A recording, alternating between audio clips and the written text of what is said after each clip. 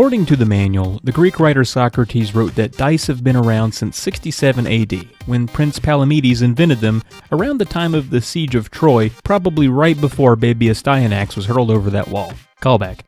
It's also said that Palamedes invented the alphabet, numbers, weights, and coinage, and none of that is remotely accurate, so dice probably came from somewhere else. Socrates is a big liar, and Palamedes is just another Greek myth, but the game for NES is real and fun.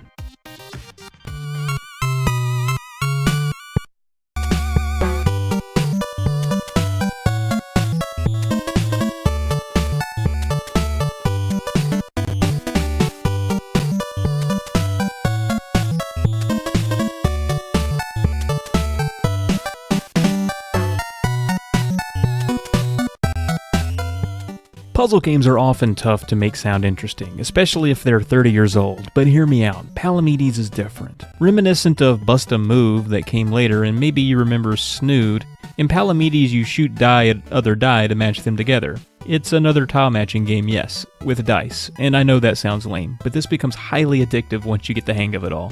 The goal is to clear the stage of 20 lines of dice. To do this, shoot a die to a matching die. Change the die you shoot by cycling through with the B button. You'll impress yourself with how instinctively your thumb can count between 1 and 6 and around the other side without giving it much thought. Thumbs are smart. The dice you match make what the manual calls hands of dice, seen at the bottom of your screen. Think poker here. You can get 3 of a kind, 4 of a kind, etc., or contiguous combos like a flush. Press down when you're ready to send the hand. If you do not have a legitimate hand, the game won't let you send anything. There are others as well, like if your line equals 21, you get a blackjack clear that removes a single line. You can combine contiguous and same-of-a-kind wipes as well. And that's just the single-player mode. Multiplayer mode is fun enough, but if you have no friends, the tournament mode is the most addictive in my opinion. You face off against other AI that gradually increase in difficulty each round. You'll want to clear the screen before your opponent, that's the goal. So aiming for multi-line clears with large contiguous or of-a-kind combinations is crucial. As you destroy lines, you send them over to your opponent, so the goal is to keep your board clean and fill theirs up.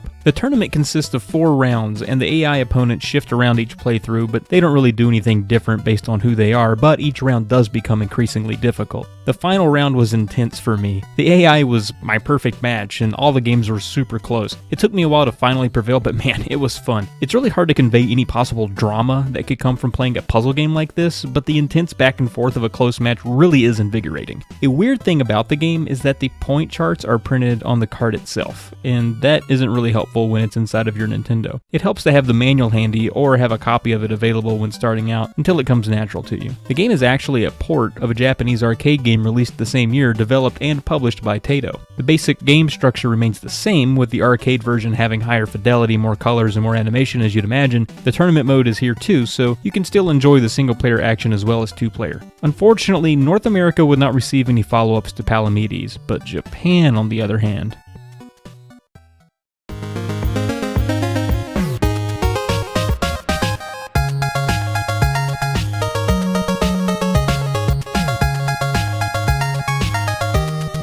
The sequel never left Japan, and can only be played on the Famicom. It doesn't really require a translation to grasp, so that's a plus. Here you'll notice obvious visual differences from the first, including a larger human sprite and a different looking dice board. There are 5 ways to play Palamedes 2, divided by 2 major modes of play. In Mode A, you start on a stack of dice and toss them toward a lone die at the top of the screen. The dice thrown must be the same as the lone die or 1 away incrementally. So if the die at the top is a 2, then players can throw a 1, 2, or 3 if those are available in the lot beneath them. Each time you toss a matching die, it's added to your hand, like the first game, but there are only 4 slots in your hand now as opposed to 6. To win single-player mode, you have to clear 99 levels that increment in difficulty. It's a bit tougher to conquer than Palamedes 1, especially with a single life. Multiplayer mode A is the same, just in a head-to-head format. Here though, you can cancel out your opponent's shot. For example, if the target die is a 2, you throw a 1 and your opponent a 3, and the opponent's die gets there first, your die will be rejected, as 1 is not an increment away from 3.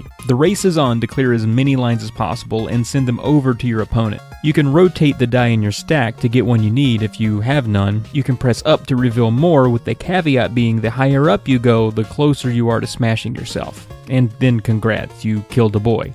Then there's Quest Mode, which is essentially the tournament mode of the first game, except your opponents are pre-selected for each stage and reside in different constellations apparently, hence the Star Twinkle connection in the title, I guess. You can select how many sets you want, a best of 3, 5, or 7, win the most, and advance. Now for Mode B. Here, you start on a finite number of dice, and you must be the first to lose all their die by tossing them up to the lone die. In Quest Mode, you'll do the same thing against the computer. If neither of you have an incremental die to toss, the game will do a 3, 2, 1 countdown and then unveil a new die. At that point, it's a button mashing race to see who can toss the correct die up there in time to clear their board. It's plenty of fun, if not a little anxiety inducing.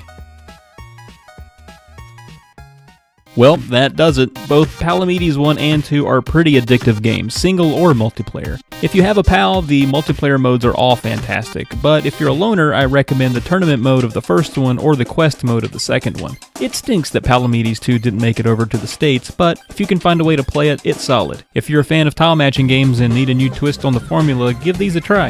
If you want even more, there's a Gameboy version of Palamedes that also never came to the US. It's basically the same as the NES version with a few subtle differences.